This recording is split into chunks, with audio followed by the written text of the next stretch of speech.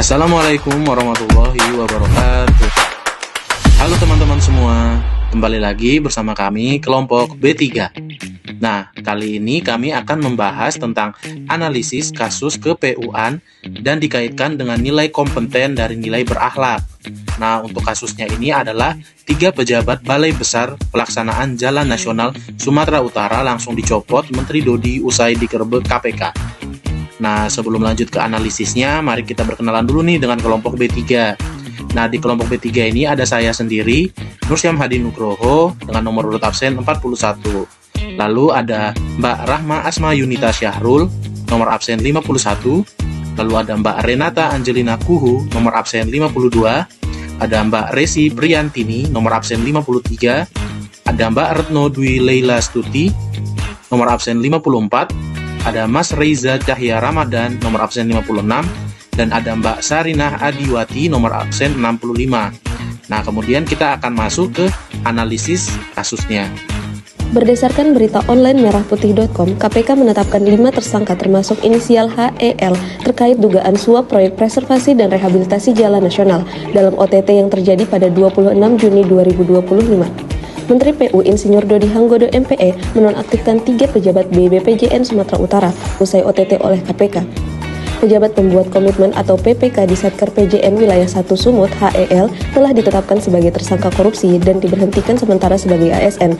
Kepala Satker PJN Wilayah 1 Sumut dan Kepala BPJN Sumut dinonaktifkan karena dinilai belum optimal dalam pengawasan pelaksanaan proyek. Alasan penonaktifan untuk menjaga integritas lembaga dan menjamin proses hukum berjalan independen. Untuk menjamin kelangsungan pelayanan publik dan proyek infrastruktur, Menteri menunjuk pelaksana tugas atau PLT agar program pembangunan tetap berjalan tanpa hambatan. Kasus OTT di BPJN Sumatera Utara dipilih karena menunjukkan bagaimana penyalahgunaan wewenang dapat merusak integritas aparatur negara, menurunkan kepercayaan publik, dan menghambat pembangunan. Namun, langkah cepat Menteri PU dalam menonaktifkan pejabat terkait sekaligus menunjuk pelaksana tugas baru memberi teladan kepemimpinan yang responsif. Dari kasus ini, kami ingin menekankan pentingnya integritas dan tata kelola yang bersih untuk menjaga keberlanjutan pelayanan publik. Bentuk pelanggaran terhadap core value berakhlak, nilai kompeten. Yang pertama, definisi nilai kompeten. Kompeten berarti ASN harus senantiasa mengembangkan kapabilitas diri, melaksanakan tugas secara profesional, transparan, dan bertanggung jawab. Berikut adalah bentuk pelanggaran terhadap core value berakhlak khususnya nilai kompeten. Yang pertama adalah tidak profesional dalam menjalankan tugas. Seorang PPK HAL justru terlibat praktik suap. Padahal tugas utamanya adalah memastikan pelaksanaan proyek sesuai dengan aturan, standar kualitas, dan ketentuan anggaran. Hal ini menunjukkan kegagalan dalam menjaga profesionalitas dan tanggung jawab jabatan. Yang kedua, kelemahan dalam pengawasan dan pengendalian. Kepala Satker dan Kepala BPJN tidak optimal dalam melakukan monitoring serta kontrol terhadap pelaksanaan proyek. Seharusnya, pengawasan dilakukan ketat untuk mencegah penyimpangan, tetapi yang terjadi justru celah korupsi. Yang ketiga, tidak menggunakan kompetensi teknis secara maksimal. Kompetensi teknis yang dimiliki tidak dimanfaatkan untuk menjamin efisiensi, kualitas, dan integritas proyek infrastruktur. Akibatnya, hasil pekerjaan beresiko tidak sesuai dengan standar yang dibutuhkan masyarakat. Dan yang keempat, kegagalan manajerial. Lemahnya kepemimpinan dalam mengarahkan, mengontrol, dan memastikan pelaksanaan proyek sesuai target. Kegagalan ini mencederai esensi kompetensi ASN yang seharusnya mampu mengelola pekerjaan secara transparan, akuntabel, dan berkualitas. Jadi, dampak tidak diterapkannya nilai-nilai dasar ASN berdasarkan konteks deskripsi kasus yang pertama adalah kerugian negara.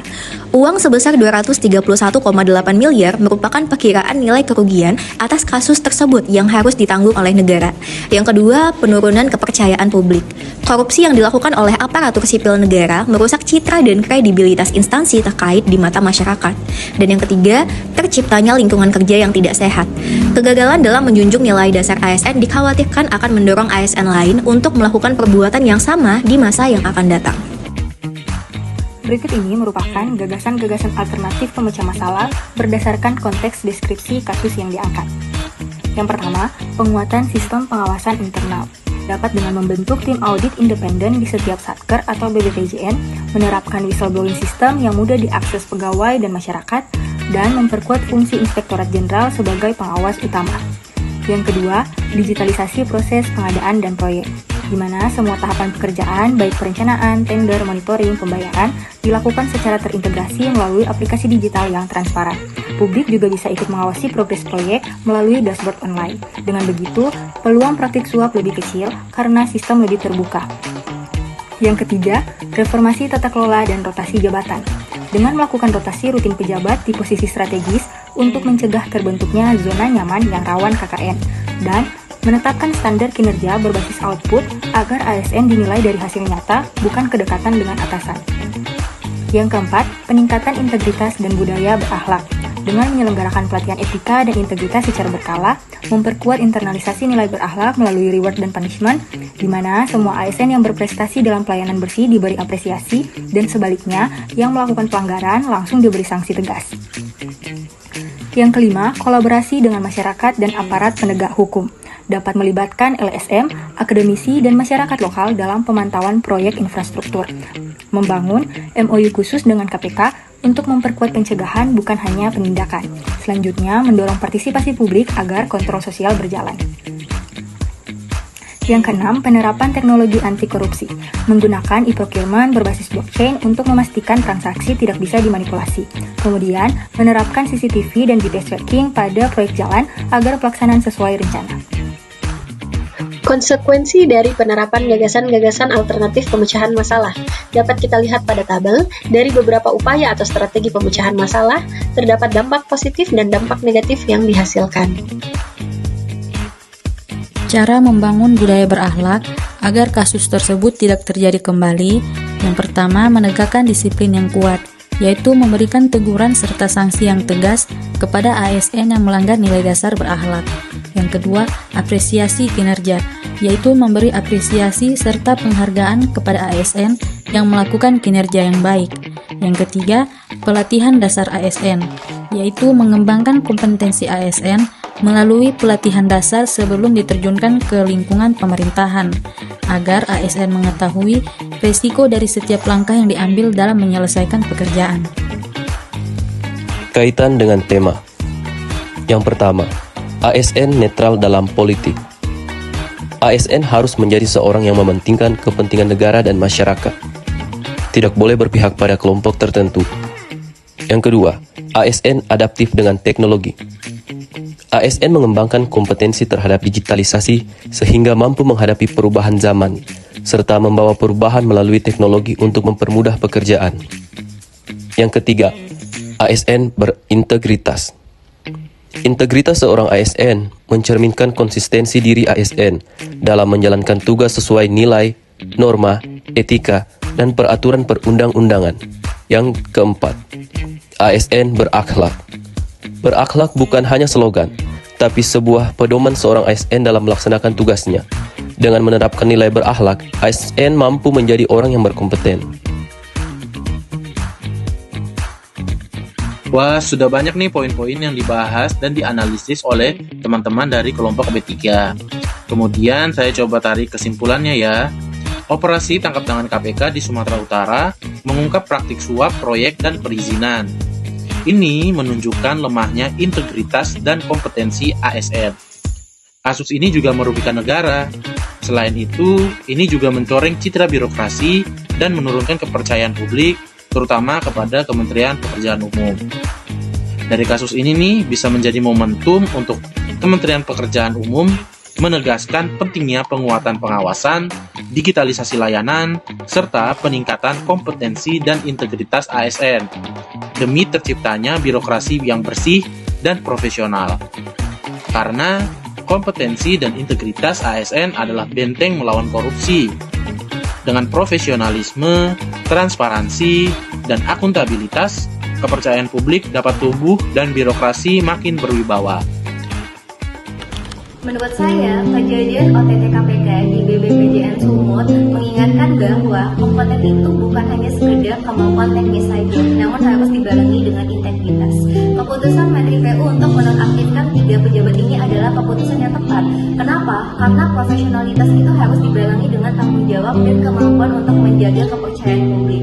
Hal ini memberikan pelajaran bagi kita bahwasanya kompetensi sejati itu harus dipadukan dengan kejujuran dan juga tanggung jawab. Terima kasih. Sebagai seorang CPNS, saya menanggapi kasus ini sebagai pelajaran penting bahwa seorang ASN harus selalu kompeten, yaitu bekerja profesional, teliti, dan berintegritas.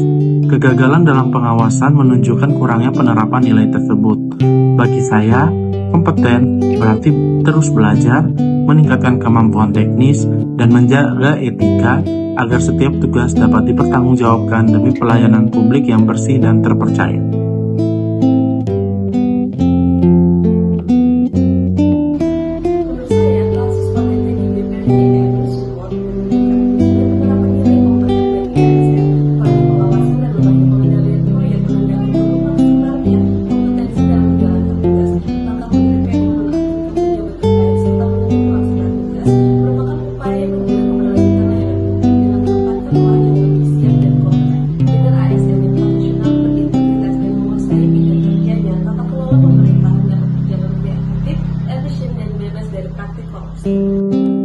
Kompeten tidak hanya soal kemampuan teknis, tetapi juga komitmen untuk terus belajar, mengembangkan diri, dan memberi manfaat bagi orang lain. Itulah cara kita mencegah kasus serupa dan menjaga martabat profesi ASN. Dari kasus ini, saya belajar ASN yang benar-benar kompeten akan fokus menjalankan tugas dengan kualitas terbaik, bukan mencari keuntungan pribadi. Menurut saya, kasus operasi tangkap tangan terhadap pejabat BPPJN Sumatera Utara dan pencopotan mereka oleh Menteri Pekerjaan Umum menjadi pengingat pentingnya ASN menjaga kompetensi dalam menjalankan tugas. ASN harus memiliki kemampuan teknis yang kuat, memahami aturan, dan bertindak profesional untuk mencegah terjadinya pelanggaran. Kompeten berarti tidak hanya ahli di bidangnya, tetapi juga mampu mengelola integritas dan pengawasan dengan baik, dengan terus meningkatkan kapasitas diri, mengikuti regulasi, serta mengutamakan kepentingan publik. Kita dapat mewujudkan tata kelola pemerintahan yang bersih dan terpercaya. Kasus OTT di BPPJN Sumatera Utara menjadi pelajaran bahwa integritas ASN tidak boleh hanya sekedar ucapan. Jabatan adalah amanah, bukan kesempatan. Oleh karena itu, mari kita bekerja dengan jujur dan bersih untuk membangun kepercayaan. Dapat kita lihat, kasus tersebut merupakan gambaran jika kita tidak menerapkan nilai dasar ASN yaitu berakhlak. Kita sebagai ASN harus menjadikan berakhlak sebagai pedoman kita dalam menjalankan tugas, karena setiap langkah yang kita ambil selalu mempunyai konsekuensi, baik itu buruk maupun baik. Mungkin demikian paparan dari kelompok B3. Mari kita jadikan kasus ini sebagai pelajaran agar kita semakin kompeten, berintegritas, dan siap melayani masyarakat dengan sepenuh hati. Demikian paparan dari kelompok kami. Sekian dan terima kasih. Wassalamualaikum warahmatullahi wabarakatuh.